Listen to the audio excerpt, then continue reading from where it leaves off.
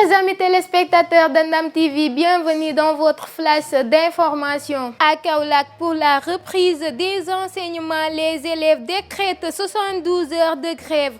En effet, les syndicats d'enseignement promettent de maintenir le boycott de toutes les évaluations tant que l'État ne les aura pas appelés à la table de négociation. À Sédhiou, les collégiens et lycéens ont manifesté dans les rues du sud du pays pour réclamer la fin des grèves.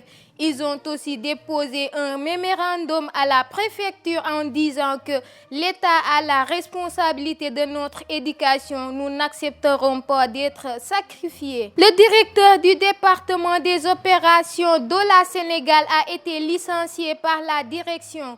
Selon Cheikh Diop, secrétaire général du syndicat des travailleurs du pétrole et du gaz au Sénégal, les travailleurs ont donc, en guise de solidarité, décrété un arrêt de travail à l'issue d'une assemblée générale. Les diplômés de la filière ferroviaire de l'Institut supérieur d'enseignement professionnel ISEP de Thiès sont en ronge. Formés aux différents métiers du rail, 250 diplômés attendent toujours d'être recrutés par la société exploitante du train express régional. Mis à l'écart dans le processus de recrutement, ils haussent le ton et demandent à l'État du Sénégal de répondre à leur appel. Le colonel Malick Cissé, ancien homme de l'ombre du président Abdoulaye Wade, est mort dans la nuit du dimanche à lundi à l'hôpital de Fann suite d'une courte maladie. Le colonel Malick Cissé avait aussi œuvré à un rapprochement entre l'ancien chef de l'État